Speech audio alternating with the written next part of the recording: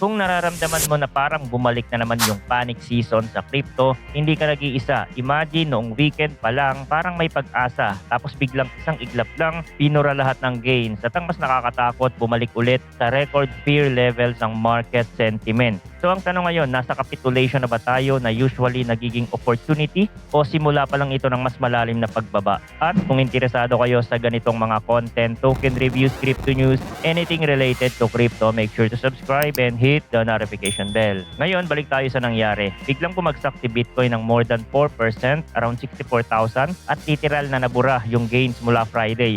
Ang bilis ng galaw, parang 2 oras lang, halos $3,000 ang nawala. Kapag ganyang klaseng drop ang nangyari sa short term, hindi lang siya normal dip para sa karamihan. Psychologically, parang sinasampal ulit ang market na hindi pa tapos ang volatility.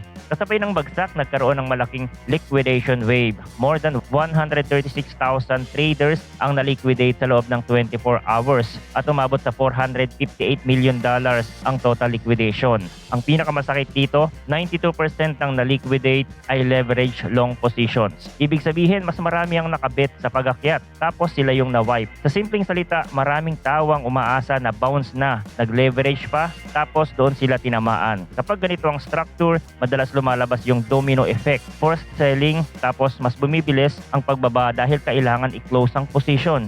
At ang contrast nito sa weekend action, sobrang obvious. Umabot pa si Bitcoin sa around 68,000 noong Saturday, may konting relief vibe, pero ngayon bumalik siya sa support area sa lower part ng range-bound channel na nabuo after nung February 6 wipe out papuntang 60,000. So kung titingnan natin, parang may box na tayo, may range, tapos ngayon nasa ilalim ulit siya. At kapag nasa ilalim tayo ng range, dalawang bagay ang pwedeng mangyari. Either mag-hold at mag-bounce or mabasag at sumunod ang panibagong leg down. Importante rin yung bigger picture number kasi dyan nag-iiba ang sentiment. Ngayon, si BTC ay naglalaro sa 48% below October all-time high na nasa bandang 126,000 at hindi lang yun, nasa 5.5% below pa siya ng 2021 bull market peak na 69,000. Maraming tao tinitingnan yung $69,000 as psychological anchor. Kapag nasa ilalim ka niyan, may narrative na, uy, bear market na ba talaga? Kahit technically, hindi laging ganun kasimple. Pero ang crowd emotion,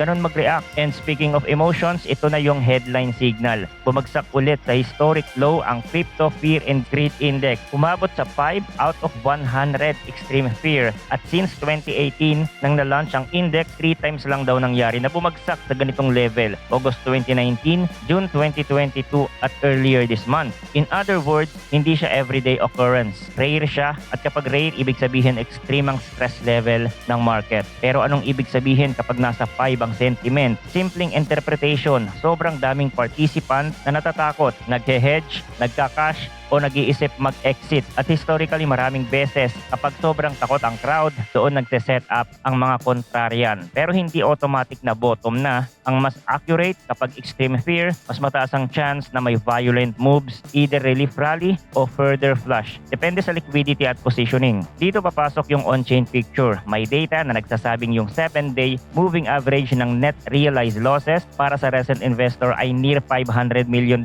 per day. Ibig sabihin, yung mga bagong pasok, sila yung mas nasasaktan at marami sa kanila ang nagka-cut loss. Capitulation vibe pa rin. Kahit daw bumaba na ang intensity compared sa pinaka-peak. Yung overall regime signals market under pressure at yung base formation phase, may participants pa rin nagka-capitulate. So kung naghahanap ka ng clear tapos na ang pain, hindi pa siya ganun kalinis, may pressure pa. Ngayon, may isa pang metric na interesting at medyo advanced pero ipapaliwanag natin in simple terms. Yung Sharpe ratio ng Bitcoin, bumagsak daw ito ng around negative 38.4. Ang Sharpe ratio basically tumitingin sa return versus risk. Kapag sobrang negative, meaning pangit ang risk-adjusted performance recently, pero historically, may interpretation na kapag sobrang depressed ang Sharpe, minsan yun ang nagmamark ng low risk accumulation zones. Hindi ibig sabihin safe siya in the next 24 hours, pero ibig sabihin compared sa historical extreme, minsan doon nag-uumpisang pumasok ang patient buyers kasi the market already priced in a lot of fear. Pero bago tayo mag-assume na bounce na, kailangan natin tingnan ng isang area kung saan madalas natin nakikita ang galaw ng smart money. Future positioning, lalo na sa CME. May signal na yung futures traders nagbawas ng bearish bets last month at historically may 2 examples na pinapakita na kapag nagkaroon ng sharp unwind ng net short sa CME, nagiging precursor siya ng bottom. Dati noong April 2025, after a sharp dip in CME net shorts, umakyat si Bitcoin around 70%. Tapos noong 2023, under similar conditions, umakyat daw over 190%. Syempre, hindi ito guarantee pero nagbibigay siya ng clue kapag malalaking players nag-shift from net short to net long, usually may reason sila at kadalasan ginagawa nila yan bago pa magbukhang safe sa retail. Ngayon, ang detail, non-commercial Bitcoin futures traders move from net short to net long at parang may urgency yung pag-add ng longs in practice, meaning mas dumami ang bulls kesa bears sa CME. Sa ganitong setup, may narrative na smart money swing is flashing again habang Bitcoin is defending a major long-term floor. At ano yung floor na yun? Yung 200-week exponential moving average o 200-week EMA. Sa mga major drawdowns sa last decade, madalas yan ang nagiging bear market floor. Noong Sunday, yung 200-week EMA hovering around 68,350 at historically noong periods like 2015, 2018 at 2020, deep sell-offs. Kapag nasa area na yan si Bitcoin, eventually nagmamark siya ng end of downtrend at start ng recovery phase. Again, eventually hindi instant pump pero as a framework, yan yung line na binabantayan ng maraming macro traders. Dagdag pa, oversold pa rin ang weekly RSI. Kapag RSI oversold, meaning malakas ang selling pressure at pwedeng near exhaustion na at doon minsan lumalabas ang relief rallies. Kaya sa setup na ito, may projection kung mag-hold at mag-decide ang rebound from the 200-week EMA, pwedeng magkaroon ng run-up toward the 100-week EMA na nasa around $85,000.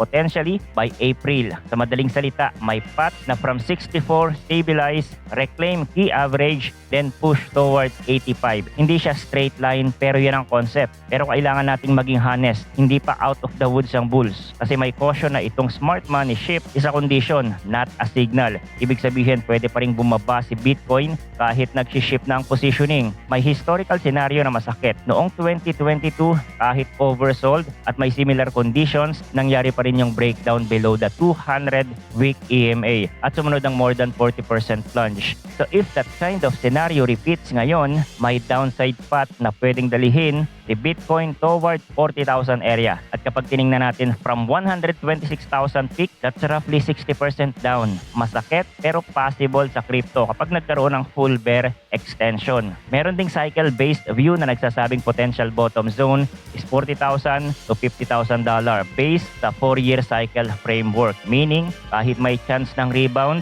may scenario pa rin na deeper low ang bubuo ng real bottom. So ang tamang mindset dito is 2-track. May short-term relief rally potential pero may macro bear extension risk pa rin. Hindi pwedeng pure hopium. Hindi rin pwedeng pure doom. Risk management ang tunay na panalo dito. Ngayon, ang tanong ng karamihan kung sobrang takot ng market, bakit may bullish calls pa rin? Dito papasok yung historical probability metric na ginagamit ng ibang analyst. May observation na in the past 24 months, 50% of the months were positive. At from the frequency, may implied 88% chance na Bitcoin will be higher 10 months from now. Again, frequency ang basihan, hindi magnitude. Pero nagbibigay siya ng probabilistic lens. Hindi siya nagsasabing bukas sa akyat, pero sinasabi niya sa historical pattern ng up and down months, mataas ang chance na higher siya after 10 months.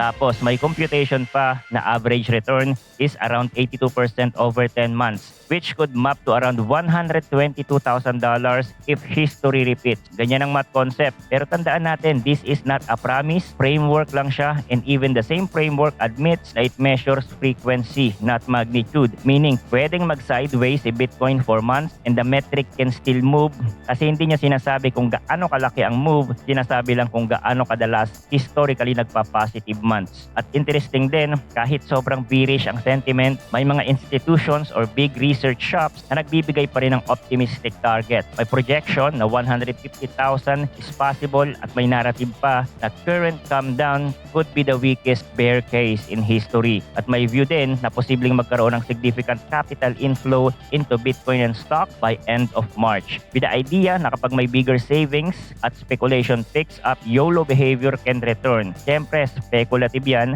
pero sinasabi lang nito kahit madilim ang mood ngayon, hindi lahat ng big players iisa ang forecast.